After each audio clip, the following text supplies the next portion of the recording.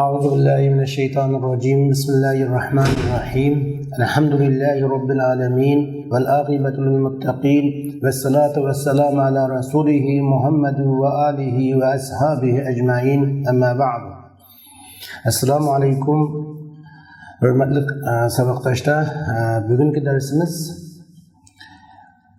ma ve la ve late ve inil müşebbihat bileys leysga o'xshovchi bo'lgan ma la ve late ve in haqida to'xtalamiz. Yine biz oldingi darsimizda kana ahvatuha haqida to'xtalgan yine adatun nasixatninki pil hisoblanaganda bugun yine adatun nasixatning harflar haqida to'xtalamiz. Yine bu ma la late in al mushabbihat bileys bu leysga o'xshaydigan bu to'rt harf xuddi kana ahvatuga o'xshash amallarni olib boradi.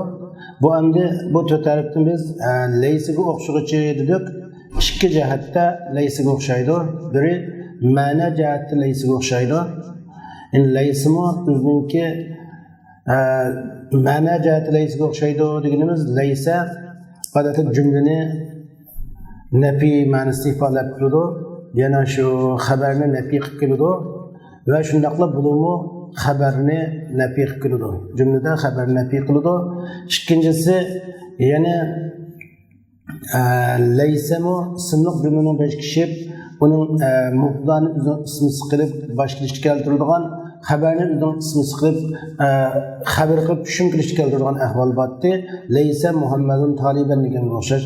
Bularmi yana shu ismli jumlani beshkishib mubtadani o'zining ismi qiladigan xabarni o'zining xabar qiladigan masalan leysa Muhammadun talibanni unga ma kelsa ma Muhammadun taliban deb kiradi. Yine ma'na jihatda leysa Muhammadun taliban bilan ma Muhammadun taliban ma'noda o'xshash. Muhammad o'quvchi emas degan o'xshash. Mana shu ikki jihatda bu harflar leysga o'xshaydi. Biri ma'na jihatda, yana biri amal jihatda leysga o'xshaydi deymiz. Endi bu harflar leysa ve la ve lat ve in dan iborat bu harflar leysga o'xshash amal qilish uchun bir necha shart ketadi. Tuvanda buning shartlari tafsil o'tirib qo'yiladi. İ'mal leysa u'milat madun in ma'a baqan nafyi ve tertibin zukin ve sabqa harf jarrin aw zarfin kama bi anta ma'niyan ajazal ulama. Hem de bu beytinin tercümesi ma leyse emel birilgendek emel birildi in kemestin nebiyliği buzulmayı kapqamaqlık bilen bilingen tertip kapqamaqlık bilen yani çokum ma leyse o'xshash emel qilish uchun nimish qilsa bo'ladi deganda çokum leysidek emel birleş üçün mağa çokum ma'dinkin in kelmeslik gerek ve ikincisi o ma'nın nefisi mevcut olarak duruş gerek ki ma'daki bulutsuzluk ma'ni yok olmaslık gerek ma'baqa'an nefi dediğimiz şu yani onun nefisi illa ile bozulmaslık gerek. Üçüncüsü ve tertibin zukin bilingan tertiple yok olmagan buluş gerek ve grammatik ulumala harf jar yoki zarfni ilgari qilishni durust qildi. Mabi anti ma'niyan deganga o'xshash bo'ldi. Mana bu beytning tarjimasi. Endi leysa odatda ismini pesh xabarini izbar o'qitgandek ma'mul leysdak amal qilish uchun birinchi shart cho'qim ma'din kin in kelmasi kerak. In zaida kelmasi kerak. Mesela şu hemen şart tepilip, tört şart tepilip leysidek emel kılgan misaldan birini görsek ma haza beşeren bu insan emas degan o'xshash yoki ma Muhammedun taliban bu o'quvchi emas degan ma Muhammedun taliban Muhammed o'quvchi emas degan o'xshash. Mana shu misollar qilsak birincisi in kanusunigan ma haza beşeren bo'lsin ya ma Muhammedun taliban bo'lsin bunga biri in zaida kamida. İkincisi nebiylik baqa bo'lsin, nafiligi yo'qolmasin degan, mana nafilik yo'qolmadiki, ma Muhammadun taliban, Muhammad o'quvchi emas degan ma'no chiqdi. Bilingan tartib mavjudlab tursin degan. O bilingan tartib avvalan bilingan tartib narigi tartibsa kana ahvatuha babniki bilingan tartib. Mubda xabarga asli qoida avval mubtada kirish, undan keyin xabar kirish, mana bu asl tartibdir. Shu bilingan tartib mana mushu tartib buzulmasin va shundaqla buning xabari kana ahvatuhada navasiflarda kana ahvatuha babida ismi xabarining oldida kasa bulandır deganda agar xabri kasa bulungan ahvollar bor va kasa bo'lmaydigan ahvollar borda, shu bilingan tartib bo'lgan avval mubtada, undan keyin xabar kasa bo'lganda, ma'lumot xabri ilgari ismi kim kasa bo'lmaydi. Endi shunlashqa ma Muhammadun talibanda bu tartib mavjud. Shunlashqa bu amal qilib barliq shartlar tepiladi. Endi intib qolsa amal qilmaydi. Masalan, ma Muhammadun talibanda ma'in Muhammadun talibun. Muhammad o'quvchi emas degan bo'ldi, bu vaqtda amal qilmaydi. Lekin nafilik ma'nosi mavjud bo'lib turadi. Endi uning nafiligi inkami sun deganda ma Muhammadun taliban inkamini amal qildi. Ma'in Muhammadun talibun inkaldi amal qilmaydi. Lekin nafilik ma'nosi mavjud bo'lib turadi. İkinci misalimiz ma'a baqan nafiy dedi. Baqadiki asl baqa in nafiy dedi. Baqa hamza tashlangan baqan nafiy deb keldi. Bekasi baqa in nafiy. Endi buningda nafiliki qad qasun degan nafiliki yo'qolib kelmasin dedi. Nafiliki qolganning misoli ma Muhammadun taliban desak nafiliki ba Muhammad o'quvchi emas deganga o'xshash. Nafiliki yo'qolish uchun ma Muhammadun illa talibun. Muhammad faqatlam o'quvchi degan bo'ldi. Mana bu yerda nafilik degan narsa illa bilan yo'qolib ketdi. Ammo illaning g'ayri bilan yo'qolgan bo'lsa nafiliki amal qilaveradi. Ma Muhammad g'ayra talibin. Ma Muhammadun g'ayra talibin. Muhammad o'quvchi emas degan bo'ldi. Nima? Muhammad faqat o'quvchi. Ma Muhammadun g'ayra talib. Muhammad o'quvchining g'ayri emas degandan keyin bo'ldi. Muhammad o'quvchining g'ayri bo'lgandan nima bo'ldi? Muhammad faqat o'quvchi degan ma'no chiqdi. Ammo bu yerda g'ayra deb anzibir qildi. Shunga uning nafiligi illa bilan buzilsa amal qilmaydi. Ma Muhammadun illa talibun degan o'xshash. Va tartibun zukin bilingan tartib qilib qolsin dedi. Masalan, ma Muhammadun qaiman Muhammad o'rtug'uchi emas dedik. Mana shu bilingan tartib avvalan mubtada kelish, undan keyin xabar kelib, Muhammadun qaimun degan tartib bo'yicha saqlanib, Muhammad degan ismisi ilgari qaim degan xabar kim keldi? Ma tartib qilib qolsin. Agar bu tartib o'zgarib ketsa, amal qilmaydi. Ma qaimun Muhammadun olib qoladi. Muhammad o'rtug'uchi emas degan bo'ldi. Ma qaimun Muhammadun desa xabar ilgari ismisi kim keldi? Bu chaqda amal qilmaydi. Lekin nafilik mavjud ma'nosi. Chunki tartib bilingan tartib mubda xabarga bilingan tartib yo'qoldi. Lekin bularida agar uningki xabari shibil jumla bo'lsa, jar majrur bo'lsa yoki zarb bo'lsa bularida. Masalan, ma Muhammadun indaka. Muhammad sening qishingda emas deganda ma indaka Muhammadun. Sening qishingda Muhammad mavjud emas degan bo'ldi. Buningda yoki ma fil fasli Muhammadun. Sinfda Muhammad yo'q deganga o'xshash. Ma indaka Muhammadun. Sening qishingda Muhammad yo'q deganga o'xshash. Bunda kelganda biz buningda ikki xil ehtimollik bor. Bir-birliklar ma indaka Muhammadunni amal qilmadi deb qaraydi. Yana bir-birliklar amal qildi deb qaraydi.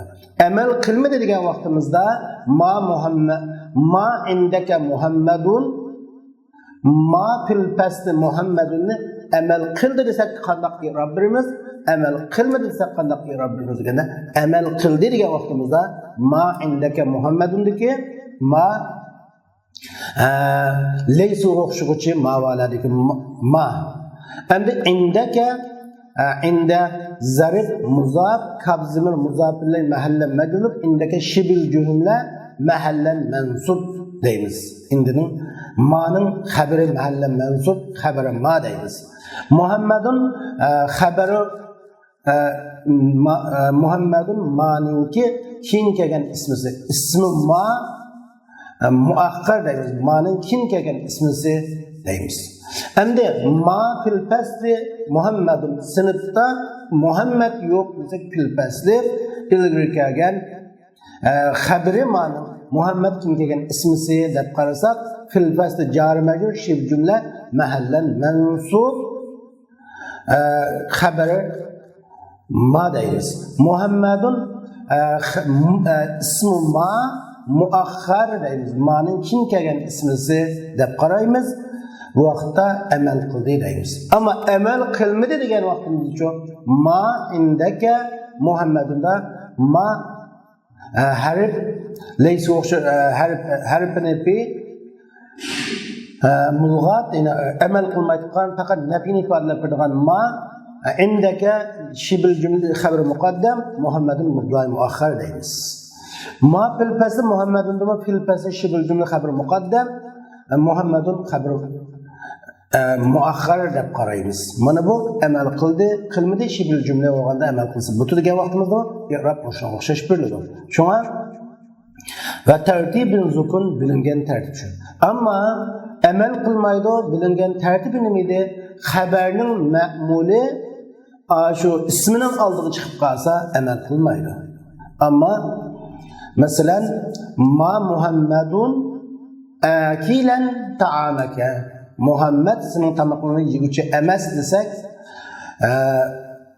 Muhammedun ma'nin ismisi akilan xabari ta'amaka akilan degan shu xabarlarning ma'nin xabarin ma'mulun bihi uludu.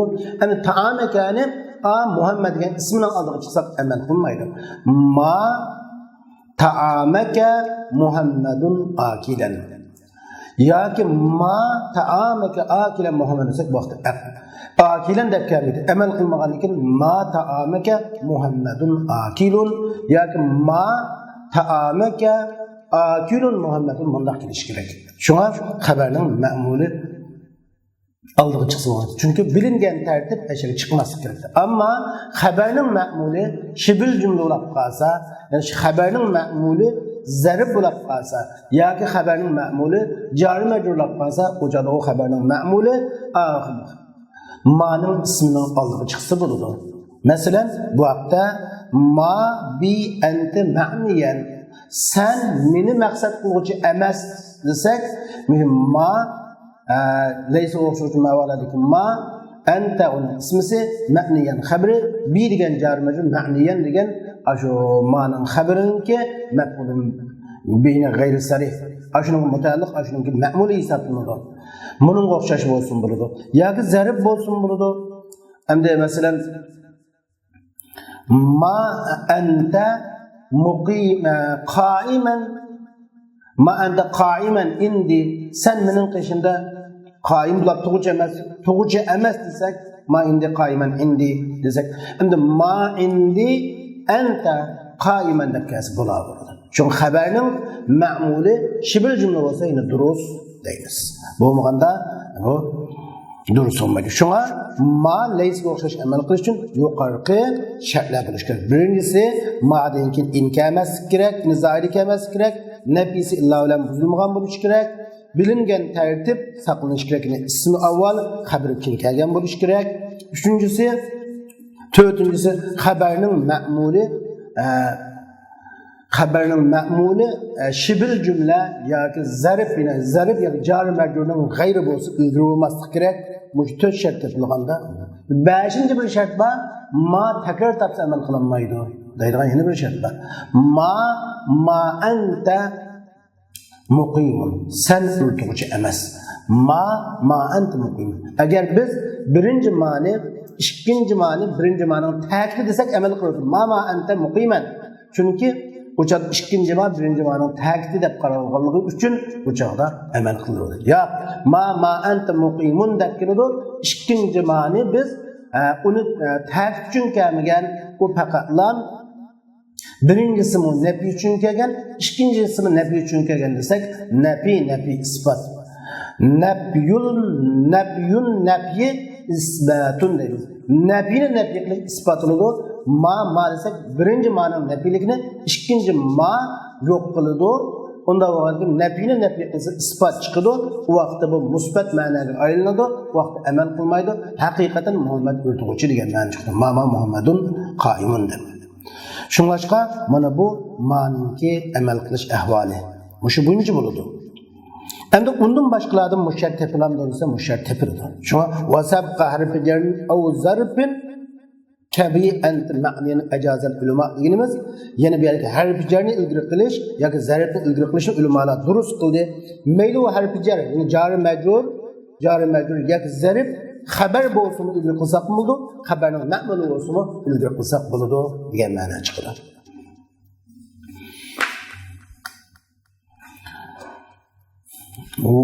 Endi navbatda mushu ma'ning xabariga bir narsani atf qilsak, ma'ning xabari ma'tufun alay bo'lsa, ma'ning xabari ma'tufun alay bo'lib, yana uni bir harakat bilan bir ma'tuf atf qilinsa, ma'tuf alay odatda atfda ma'tuf alay i'robda o'xshash keladi. Masalan, jaa Muhammadun va Ahmadu, ra'aytu Muhammadan va Ahmada degan o'xshash. Ma'tuflarga irobda agishidi bu tabiq bo'lganlik uchun. Anda bo'lsa ma'ning xabariga bir so'zni atf qilganda ma'ning xabari nasb qiladi, uni nasbli holatda atf qilamiz yoki raf'ili holatda atf qilamiz degan bir gap chiqadi. Masalan, ma Muhammadun qaiman.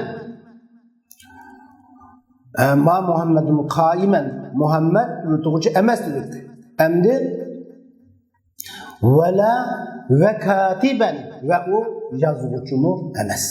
Muhammed kat ürtücümü emas ve ya ki calisen ürtücü emas desek güzel kaimen'den zıt çıkıp kalır. Şu ma Muhammedun kaimen ya ki ma Muhammedun kaimen ve naimen. Muhammed ürtücü emas ve uxluğucu emas naimen desek bu bilan atf qildik. Endi qandaq chaqda atfa ikki xil holat keladi bu yerda. Musbatni taqozo qiladigan atfa yoki manfiy holat bilan atf qilinadigan harf atfa. Agar harf atfa bu yerga harf atfa musbatni taqozo qilgan harf atfa bo'lsa, boshqacha atf qilinadi. Agar musbatni taqozo qilmaydigan atfa bu harf atfa bo'lsa, u boshqacha atf qilinadi. Navbatda ko'rmoqchi bo'lganimiz musbat taqozo qilgan harf ya musbat taqozo qiladi yoki musbat taqozo qilgan manfiy holatda bo'ladi. Shunga bu yerda harf atfdan bal bilan lakinna odatda o'zidan kelgan so'zdan musbat bo'lishini taqozo qilgan bo'lg'achqa bu va fa va sun bilan unda o'zidan kelgan so'zni manfiga manfiy holatda qiladi. Shunga biz buni to'g'ri ko'rib o'tamiz. ورفع معطوف بلكن أو ببل من بعد منصوب بملزم حيث حل. Beytnin tercümesi mındaq. Lakin bilen yoki bel bilen bo'lgan ma'tufni ma'ning xabariga din keyin ma'ning mansubidan ma'ning xabaridan keyin min ba'd mansubin bima. Ma'ning mansubidan murad ma'ning xabari maqsad. Ma'ning mansubidan keyin, ma'ning xabaridan keyin lakinni bilan yoki bal bilan bo'lgan ma'tufni pesh o'qishni, rab o'qishni lozim tuting. Haysu hal qandoq yarakasin shunday qilish kerak. Misal, masalan, mal ihsan majhulan. İhsan qilish, yaxshilik qilish majhul emas. U bilinmay qolmaydi. Undan bal ma'ruf, balki u bilinadi deganga o'xshash. Mal ihsan majhulan. Buni amal qildi. Endi undan boshqa mal ihsanu mankuran bal mashkur. Bal mashkur. Lakin mashkur deganga o'xshash. Endi inson bal ihsan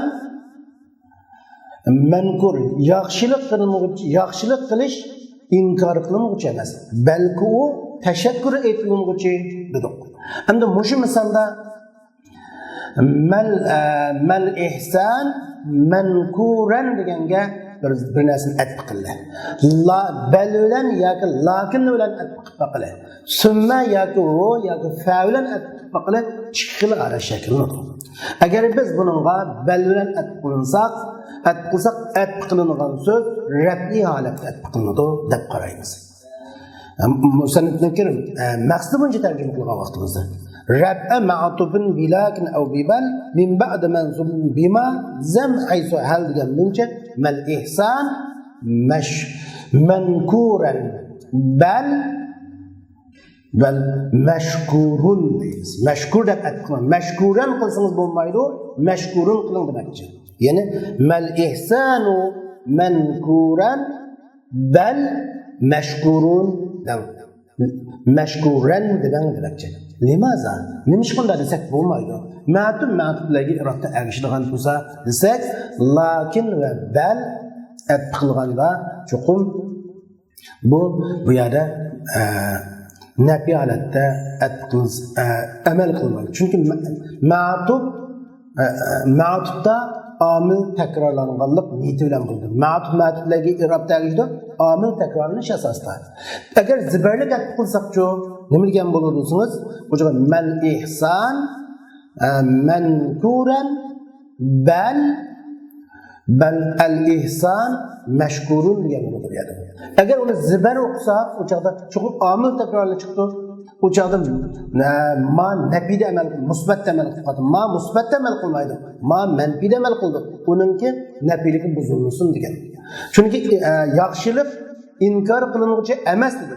Mal mashkur, mal inson mankur, ihson inkor qilinuvchi emas dedi. Balki u ihson tashakkur etiluvchi demakchi. Endi mishalga mashkurunni biz pash o'qiymiz. Chunki bu yerda la ma'nunki ismisi al ihson xabar mankur lakin yoki bal bu yerda harf ibtida lil istidrak. Burilish ma'nosini ifodalaydigan harful ibtida bo'ldi. Va degan muqdar tashlangan mashkurun xabar bo'ldi. Shunga ihson inkor qilinuvchi emas, balki u yoki lekin u tashakkur etiluvchi deymiz. Shunga mashkur deb pash o'qishimiz tashlangan muqdarning xabari deb qaraymiz. Bu harfa atpamas dedik lakin. Anda bo'lsa abtur bu yerda ma'tub degan iboratni so'zig'i lakin bilan atbiq qilinuvchi desa, amniyat harfat emas. Lekin bu shu ko'rinishda harfatga o'xshab qolganlik uchun shu harfatni deb qaraymiz. Bu yerda harfat bo'lib zibar o'qilib harfat bo'lsa o'chadi u zibar o'qish lozim qildi. Zibar o'qisak mashkuran bo'ladi. Mashkuran bo'lsa o'chaqda ma'ning xabarga atbo'lgan bo'ladi. Ma musbatda amal qilmaydi. Yaxshi ihson inkor qilinuvchi emas, balki tashakkur etiluvchi desak, bu vaqtda agar musbat ma'no chiqsa o'tadi. Halbuki ma amal qilganda cho'qim u xabarini nafi qilib turib amal qiladi. Emniyetim, lakinda dinkin kelgan so'zda ma'nun aslan nafilik ma'nosi yo'qolgan bo'lsa, o'chada uningga amal qilinmaydi. Shunga chiqib buni tashlangan muddaning xabar deymiz, buni ayrim jumla harf deymiz. Ammo bu yerda amal qilmaslikning sababi chunki nafiligi bu yerda buni yo'qolganlik uchun musbat amal qilmaydi. Shunga chiqib tashlangan muddaning xabari deb qaraymiz. Ammo Vu'lan atib qilsaqchi buni bulavurdu.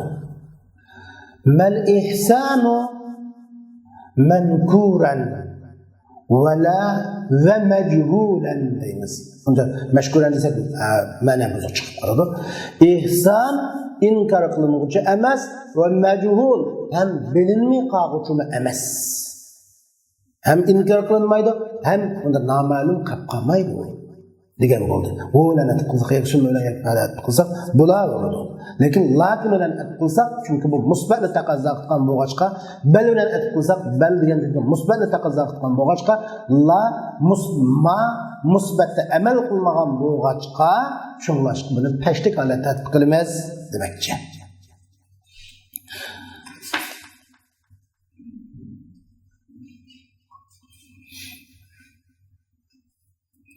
وبعد ما وليس جر الباء الخبر وبعد لا ونفي كان قد يجر. Endi mushu ma'ning xabarida va laysining xabarida harfi jar zaid bo'lib qilgan ahvollar bor. Harfi jar bo'lgan ba mushu ziyodalar qildi. Mushu betda hozir shu haqida to'xtalamiz. Ma'dan keyin va laysdan keyin ba xabarini igilik qilishga keltirdi. Ma'dan keyin degan gap ma'ning xabarini, laysining xabarini ba igilik qilishga keltirdi. Va ba'dala va nafy kana lam yujar. Qad yujar. La'dan keyin va kanının nafisdan keyin ba'zida u xabar ziruq igilik qilishga keltirdi. La'ning xabari ba zaida bilan igilik qilishga keltirdi. Ve kanının nefisinden gap lem yakun demek. Lem yakun yani nefi kandan musannif. Nefi kana degan so'zdan sharihlar buni lem yakun deb sharhlagan. Shuna lem yakunning xabarida ve la'ning xabarida qisman ahvolda harf jar ziyoda bo'lib keladi. Ammo laysaning xabarida ma asas jihatdan ziyoda bo'ladi.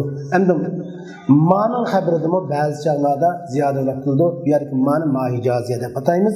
Anda o'zi harf jar ziyoda bo'lib keladi degan nima degan gap desa, harf jar odatda cho'ng jihatdan ikkiga bo'linadi. Harf jar asli yoki uchga bo'lsak, harf jar asli, harf jar zaid, harf jar shibh zaid deb uch qismga bo'linadi. Harf jar asli deganimiz o zaid mi emas. Shibh zaid mi bo'lmaganini harf jar asli deymiz. Endi harf jar zaid, harf jar shibh zaid bu uchni qanday farq qilamiz degan bir savol kelib chiqadi. Anda o'zi harf jar asli deganda, harf jar deganda mayli harf jar asli bo'lsin, zaid bo'lsin, shibh zaid bo'lsin, cho'qim bu harf jarning omillik roli bo'ladi. Yani özün kim gelgen sözünü yoki mahallan yoki taqdiran yoki zahiran kasr o'qitdi. Kasr o'qitdi. Igil kirishga keltirdi. Igil kirishda. Masalan, min Muhammadin bi Muhammad billahi deganga o'xshash. Endi zaid olsun, shibh zaid olsun yoki asli bo'lsin, omillik o'rta hammasi kapirildi. Ama farklı harf jar aslinin amillik rolu var. Hem o harf jar özün kim gelgen sözün ma'lum bir narsaga aloqador qildi. Uni mutaalliqi ham bor, hem o harf jar özün so'zdan qo'shilib bir ma'no ifodalaydi. Mana bu üç narsa tepelida harf jar aslida. Masalan, biz ko'rib baqsak, Zahabtu ila suqi desek, bazarı badin desek, zahabtu ila suqta ila suq degan so'zni ziruqt amillik, suqni ziruqti bilan amillik qilib shu, ham suqni zahabaga chatib bazar andib. Va uchinchisi ila suq deb bazarga degan bir ma'noni ifodaladi. Shunga bunda uch xil ma'no bor. Şu bazarı badin zahabtırası. Ama harf jar shibh zaid desa, harf jar shibh zaidda amillik rolumu bor ve harf jar ma'lum bir ma'noni ifodalaydi, ama mutaalliq mahsub emas. Mutaalliqi mavjud emas. Harf jar shibh zaidning mutaalliqi bo'lmaydi. Ama ikki narsa borki, harf jarning ma'lum ma'nosi bor, o'zidan boshqa so'z qo'shilgan ma'lum ma'noni ifodalaydi va shunda rubba Racülün kerimin laqituhuda biz rubba amillik roli hem o bazı bir kısmen degan ma'noni ifodaladi. Shunlashqa biz rubbani shibh zaid deb ataymiz. Shibh zaid bo'lishi uninki mutaalliq bo'lmaganlikdan shibh zaid bo'lib qoldi. Bo'lmasa zaid degan narsa asli bo'ldi. Şuna harf jar shibh zaid bo'lsa, o jar majrur amillik roli bo'ladi va shundaqla ma'no ifodalaydi, ama mutaalliq bo'lmaganligi uchun shibh zaid bo'ldi. Bu shibh zaid bo'lgan ekan bu jar majrurlik mutlaviy olaydi va fa'il olaydi. Jar majrurlar harf jarlar zaid bo'lsa, yoki shibh zaid bo'lsa, o chaqda jar majrur mutlaviy bo'la oladigan ve fail bo'lalaydigan ahvolda. Ammo harfi jar asli bo'lib kelsa, jar majrur unda fail bo'lalaydigan yoki mubda bo'lalaydigan ish aslan mavjud emas. Anda bo'lsa harfi jar asli deganimiz zaid deganimiz bo'lsa harfi jar zaidda faqat omillik bo'ladi. Onun mutaalliqi mavjud emas va ma'nosi mavjud emas. Masalan, ma ja'ani min ahadin deganga o'xshash. Ma hech kishi kelmadi deymiz. Ma ja'ani min ahadin desak, ma hech kishi kelmadi deb bunda qaragan vaqtimizda musharika min ahadin ja'a degan fi'lning fa'ili bo'ladi. Min zaid bu yerda. Endi harfi jar zaid bo'ldi. Muşu harfi jar mayli zaid olsun ve şibi zaid olsun bu jar mecruller mubtada bo'lalaydi ve fa'il bo'lalaydi. Ama harfi jar asli bo'lgani jar mecrur fa'il bo'lanmaydi, ama mubtada bo'lanmaydi, uning g'ayri bo'lib keladi. Şuna harfi jar 3 qism bo'ladi. Harfi jar asli bo'ladi, zaid bo'ladi, şibi zaid bo'ladi. Endi harfi jar zaidning anda bo'lsa amillik bo'lgan boshqa nima zaidlar qilsa, bu yerda harfi jar zaid deganimiz u başqa bir ma'no uchun kelgan asli min dintin o'xshash ma'ni, fi data o'xshash ma'ni, ila g'aqa ma'nisini, be ma'a ma'nisi bilan degan ma'ni ifodalab tutgan bo'lsa-mu, bu vaqtda ifodalab kelgan asli harflar asli bo'lgan chog'da ifodalagan ma'nodan boshqa bir ma'noni ifodalash uchun kelgan degan bo'ladi. Masalan, ma ja'ani min ahadin min nima uchun kelgan bo'lsa, ta'kid uchun kelgan bo'ladi. Mesela ma ja'a ahadun bana bir kişi gelmedi degan bo'ladi. Ma ja'ani min ahad bana hiç kişi gelmedi. Mesela leysa Muhammedun taliben Muhammed o'quvchi emas. Leysa Muhammedun bi talibin Muhammed qat'iy o'quvchi emas. Degan o'xshash ta'kid ma'nosida paydo bo'ladi. Shu harfi jarlar shunday zaid, shibi zaid, aslida 3 qismga bo'lindi. Endi muşu harfi jarlarning uchun ba'digan harfi jarning laysinin xabarida va ma'ning xabarida ziyoda bo'lish haqida to'xtaldik. Shu ma'ning xabarida ziyoda bo'ldi. Ma Muhammadun qoimanni ma Muhammadun biqoimin desak bo'lardi. Laysa Muhammadun talibanni laysa Muhammadun bitalibin deb bunda qilsak bo'ladi. Harfi jar zaidni keltirsak bo'ladi. Ammo la'ning xabaricha la rajulun zaifan ojiz emasni la rajulun bi zaifin deb kelsa bo'ladi. Lekin qalil bunda kelish ahvoli. Lekin kasran kasir holatda, ko'p holatda harfi jar kelmaydi bunda. Endi lam yakunning xabarida shunday deydi. Masalan, lam yakun Muhammadun taliban. Muhammad o'quvchi emasdi. Lam yakun Muhammadun bi talibin. Muhammad qat'iy o'quvchi emas degan ma'no chiqdi. Shunlar endi buningga biz qistirib qo'ygan bir mazmun, ya'ni ma nafi bo'lgan chog'da qaysi zamonda nafi qiladi? Xabarni nafi qilgan qaysi zamonda desa, hozir mutlaq holatda kelganda hozirgi zamonda keladi. Mutlaq kelganda hozirgi zamonda. Ya'ni o'tgan zaman ehtimolligi yo kelgusi zaman ehtimolligi bo'lmagan chog'da hozirgi zamon bo'ldi. Ammo ma Muhammadun taliban amsi. Tunugan Muhammad o'quvchi emas desak, o'tgan zamonni nafi qilsa, ma Muhammadun taliban gadan. Muhammad at o'quvchi emas desa, kelgusi zaman bo'ldi. Undaq bo'lmaganda hozirgi zaman holatda nafi deb keladi.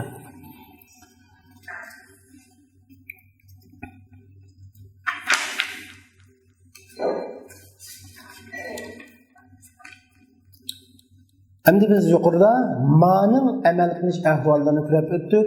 Navbatda endi ma'da bu 4 harf degan, uni qolib qolgan 3 harf la, lata va inning amallarini ko'rib o'tamiz. Fin nakirat u'milat kalaysa la wa qad tali lata va inzal amala wa ma lilata fi sawahin amal wa hazfu zirrat fasha wal aksu qalb. Beytning tarjimasi nakirlarda la laysiga o'xshash amal berildi. Ba'zida lata va inmu mush amalga ega bo'ladi. Lat uchun vaqt ma'nosini bildiradigan so'zning g'ayrida latı üçün emel yok. Bu latının peşokultan ismini taşlaş, köp, taş, eksi az. Yani haberinin taşlanıp isminin sözünüşü ait az. Eksiliginiz mensubunun taşlanışı az, merfu'nun taşlanışı köp diyen buldu. Bana bu beynin tercümesi. Finnekiratu u'milet keleysillah. La leysige okşaş emel birildi nekirlerde demekçi oğundun. La'nın ismi ve haberi nekir olaktım emel kıldı demekçi. Mesela la reculun da'ifen degen okşaş.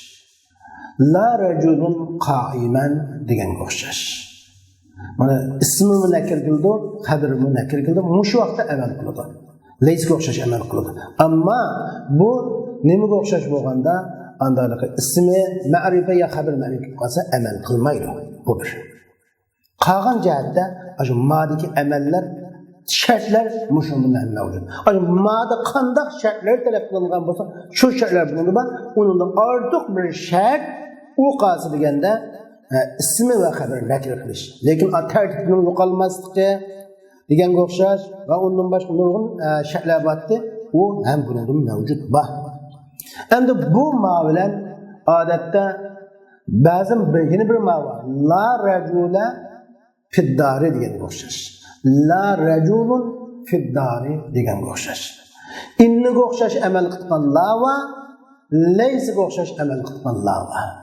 Inniga o'xshash amal qilgan laning ismi la nafiyatu lil jins deb ataymiz. Ma'ni ma leysiga o'xshagan lani lan nafiya deymiz, nafi vasıtası olan la deymiz, bunu alayda xas qilmaymiz. Ma'u malkin birini nafi qilish mumkin, bir jamoani nafi qilish mumkin. Ama leysa o'xshash ma'va la faqat jinsini nafi qiladilar, birini ishqin emas. Masalan, la raculun fiddari desak, qo'ynida er yo'q. Balkim bir er yo'q deyish mumkin. Erlar jamoasi yo'q deyish mumkin. Ama la racula fiddari olsa er tipi yok, er sahası yok. Er cinsi mevcut emas qo'ydida degan ma'no chiqadi. Shunda talablar bor.